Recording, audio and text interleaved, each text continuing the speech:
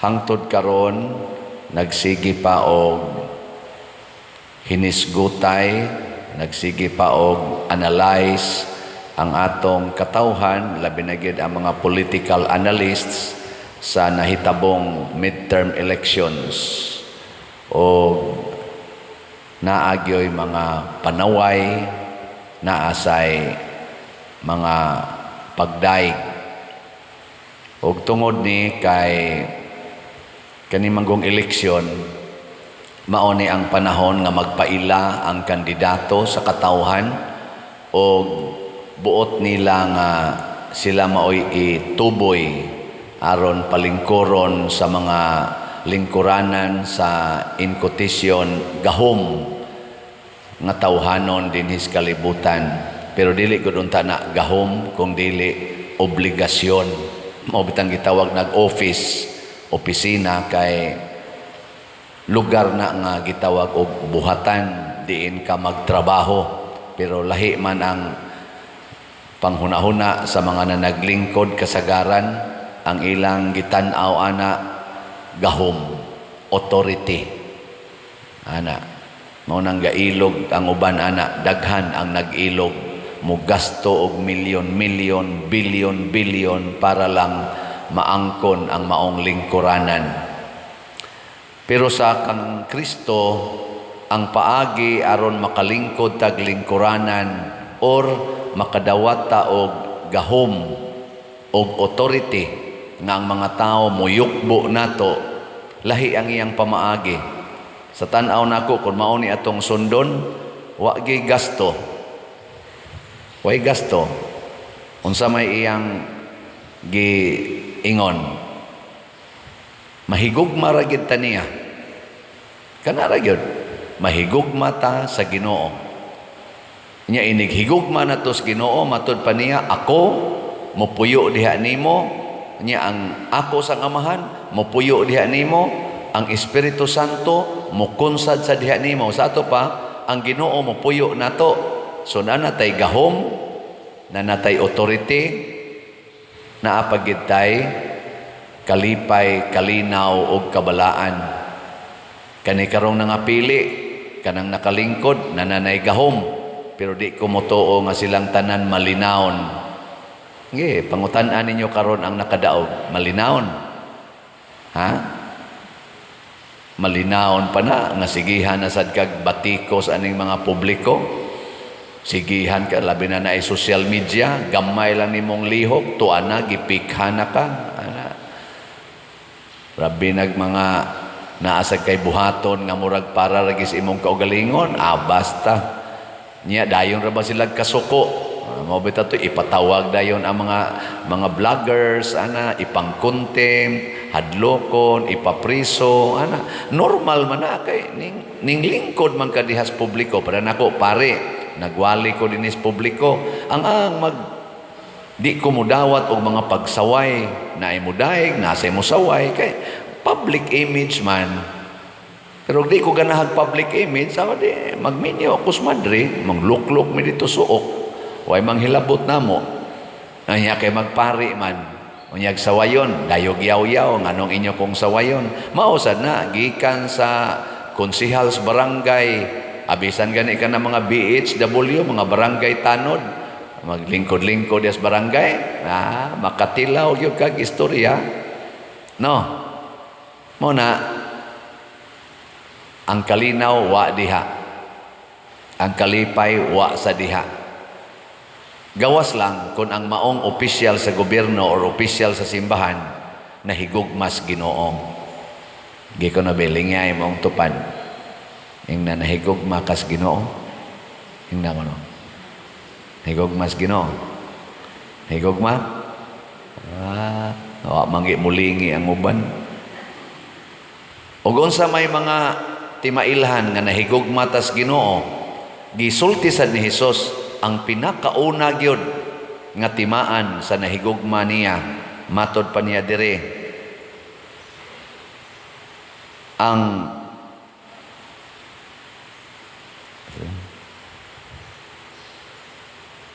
Ang mudawat sa akong mga sugo ug magtuman niini mao ang nahigugma kanapo. Ang mudawat ug mutuman sa iyang mga sugo. Lain na sang lingi sa imong tupad, kablita gyud. Ing nadili ka magsupak-supak sa Ginoo, ing nakuno di ka magsupak-supak. Ing nakanang imong color sa imong buhok, wa na magsupak-supak sa sugo sa Ginoo.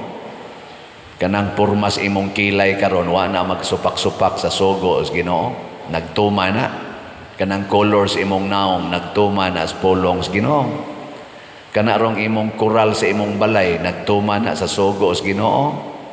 Kanang imong gipanggamit diha sa imong balay, nagtuma na sa sugo sa Ginoo. Kanang paggamit nimo sa cellphone, nagtuman pa na sa pulong sa Ginoo. Kanang imo rong karelasyon, imong katipon sa imong kinabuhi, nagtuman pa na sa sugo sa Ginoo. Kanang imong gisigihag text karon, magsigi pa mog video call, nagtuman pa na sugo sa Ginoo. Ana, kanang imo karong paggamit sa imong kwarta, nagtuman pa na sa sugo sa Ginoo. Atong sikapon kanang imong pag-maintain og pila ka buk anak imong gustos imong kinabuhi, isip minyo, nagtuman pa na sugo sa Ginoo. Kanang sige ka gamit ang mga kondo, mga pills, mga ayudi, apil pang abortion, nagtuman pa na sugo sa Ginoo. Kanang mag same-sex union, nagtuman pa na sugo sa Ginoo. Kanang sige nimo paningil anang utang, unya imog yung ikiha, kay wa gyud kabayad, nagtuman pa na sugo sa Ginoo. Uy, tubag. Unya, kung di ta magtuman sa sugo sa Ginoo, unsa may mahitabo, nagtuman ta sa sugo sa demonyo. Ug unsa may ihatag sa demonyo nato, gahom sa kangit-ngit, muna kagubot. Kani bitaw karong atong kuana, impeachment na sad, mao na ilang gipreparahan. Hinaot unta nga pinaagi ni anang impeachment diin mo gasto na sad ang Pilipinas og dako kaayo nga kantidad. Hinaot unta nga katumana na sa sugo sa Ginoo, labi na gyud sa transparency. Og dili lang unta ang Office of the Vice President ang tagaan ni anang maong transparency or kuhaan og transparency. Iapil unta ang tanang opisina diin naggamit og dagkong kwarta sa atong panudlanan sa nasod, gikan sa presidente hangtod sa kapitan sa barangay na naggamit man og kwarta sa atong nasod. Iapil sad unta na og duki-duki. Aron kung angayang i-impeach, ipa-impeach pod. Now na to, pila na lang kabuk mahibilin ana nila. No? Uy, ari raman magtutok sa Office of the Vice President. Hilas-hilas na lang na. Akong tawag hilas-hilas, kaya nga naman, hilas kaayo nga magsigi kag duki-duki anang 125 million nga confidential fund, whereas na ay billions of confidential funds nga wa nimo duki-duki Hilas ba? Pareha gud nimo gud ka. Hilas biya nimo sikag panaway nako diri nga wa ko manilhig kanang imong balay gani mura man nagbais ungo. O ana nimo. Hilas biya nimo manaway ka nako nga piyang nga kog ilong gani mo din am gani na mahapit makita. Hilas biya nimo kana bang ayaw na lag panghilabot unta sa imong isig katao kay puling rana basig na ay troso sa imong mata, basig mas dako pa ang imong sala. Isig na lang unta taog usisa, ug unsaon na to pag usisa, giunsa nako pagtuman ang sugo sa Ginoo. Ana maura na usisa. Tanawa ang nagtuman sa sugo sa Ginoo, si Pablo ug si Bernabe. Nagpuyo ang Ginoo diha nila na nasilay gahom, ilang gipatindog ang bakol, naayo ang bakol. Unsay sunod? Na nasilay honor and authority. Ang mga tao, muhalad na nila. Nihangyo pagani sila, ningon, ayaw mighalari kay mga tao rami. Ngano gutawng isipon mi ninyo Ginoo. Ni-explain pagid silag maayo nga mauni ang Ginoo. Ayaw mi kay tao rami. Ang mga tao kuno di gyud patuo muhalad gyud ngadto nila. Kanindot unta ang ato mga politisyan di na mo gamit og kwarta ba. Igo na lang silang mo presentar silang kaugalingon nya ang mga tao na mo pili. Nya naapag yung ingon ayaw kog pili ang presidente sa Pilipinas kay gusto ra ko senadora sa dili ikaw gyud. Ana unta no? Moabot ka na nato? Moabot na dili. Sa atong mga nangahimong Santo Papa, wa gid ana nilay nang-apply. Ambot og naa ba ka no? Pero daghan kog nadunggan sa history sa simbahan. Labi na gid to si anhing Saint naman tingalin aron John Paul the 23rd katong nagtiwas og himo sa kay si Saint John Paul the 6th man mo ay naguna og himo sa Second Vatican Council. Ang mitiwas ana termino na ni John Paul the 23rd dili John the 23rd ana sige gito siya ingon kanang kay gulang na po siya. Wa gid siya mag-expect siya. Sige silag butasyon, dugay man jud kay nahuman. Di man pra karon kadali ra man to nahuman. Ila dugay kayo. Ingon siya, stilan to para ba koy daghang mga misahanan dito sa akong diocese da. Ato na ning daogon dalian na niyo butar. Ya siya, wa gid siya pagkasunod na noong butasyon siya bitay gipili, balibad siya Ngano gi-apil-apil man ko ninyo dinhi. Pero unsaon man gyud nga siya may gipili. Mao sa na ang gibati. Mao sa na ibation sa mga tao nga naay Ginoo. Mga mapaubsanon. Kanunay nagtan-aw sa ilang kaugalingon nga dili angayan.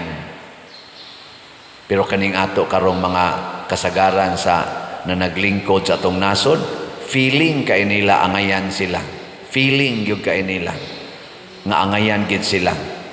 Pero ang mga taong nagsunod sa Ginoo humble, pareha ni Mama Mary, humble, lowly servant. Ngilingay mong tupad ingna angayan kang musimba ingna angayan ka karon nga musimba. Mga igsoon di kita angayan nga mo atubang sa Ginoo. Labaw na gyud ko nga nagwali ko diri, di gyud ko angayan, daghan kay kog sala. Kung ikumparar iatubang kita sa Ginoo, makaingon kita di ko takos. Si Moses gusuna hapa gud siya sa yuta kay di siya ganahan nga makakita sa naong sa Ginoo kay makasasala kay siya. Ingon ana ang mga tao nga naay Ginoo. Unsa titubag nato sa Salmo? Dili limot naman ako po ato. Ano sa to? Dili kanamo o Ginoo kundili sa imong ngalan ihatag ang hibaya. Di kita takos. Takos ba ko nga moingon ninyo nga pamalit mo og slat? Takos? Dili sad ko takos. Pero kay gisugo man ko sa Ginoo ani para sa kaayuha simbahan, bahala nagpurti na ning uwawa, magpakatakos kog ingon pamalit mo og slat. Ang dili mo palit wa magtuman sa sugo sa Ginoo. Pilaragod ni God's Healing and Deliverance Powers, GHDP. Atong halin niabot nag 47,258. Na apay 22,742. 100 pesos lang per slot. Inka Father, di naman mi ka-afford ana kay nahurot naman tong ayuda. Di joke. Aning gamay man kay problema man kay mi. Ang mga tao panahon sa unang pagbasa naghalad sa ilang mga kwarta o mga abot ngadto sa mga apostoles. Ngano man kay mataghalad nato kay bawo kita ibalik ra nas Ginoo nato. Mao na sugo sa nas Ginoo nga ihatag ang tanan nga rinako kay hatagan sa tamo og gatusan kapilo. O na gusto mong maarang-arang inyong kahimtang, hala, pamalit mog slot. Dili ni akong pulong ha. Pulong nis Ginoo og naay daghang prueba ani diha sa atong Biblia. Labi na gitong biyuda nga gihatag niya tanan katong dito sa templo o katong biyuda nga ming atiman ni propeta Elias nga ang katapusan niyang harina iya gyapong giloto parang Elias. Wa mahutdi ana niya ang atong SBF dag kaning atong paras kumbinto 56,837 atong halin napay 3,163 tag 500 pesos per slot. Og paliton lang ni nato 600 kada semana og kamong tanan mamalit niini kitang tanan di ay kay apil man sa kog palit. Ning buwan sa Mayo mahurot na ni. Nya kini nalay katapusang slot nga akong ibaligya ninyo samtang wala pa ma-final ang assignment kay posible man nga mawa na ko dinhi inig sunod assignment. Posible sang magpadayon kay naaman ta didtoy gi-request dili tungod kay ganahan ko diring mo padayon kung dili maikog ko sa mosunod nako nga akong pasahan nining dako pa kaing bayronon nga naa pas mga 50 million. Maikog ko ba? Di na sayon nga atubangon. Pero kung hukom gyud nga papahawaon ibalhin ko dire, di nganong dili man na amang gyapon mo nga mo bayad ana. So inyo lang na. Pero mao na dili ko takos niini. Mao na palitan na lang ninyong slot. Basig dili sad mo takos nga mo palit unta. Pero kay naa may gihatag ang Ginoo ninyong extra, ako sa naasa ko'y extra sa akong mga dupa-dupa na sa ko'y makuha. Ako sa ning ipalit sa dungan-dungan tagpalit in addition to our daily responsibilities, financial responsibilities. Atong iapil ang simbahan kay ni adinhi ang tuburan sa atong kaluwasan.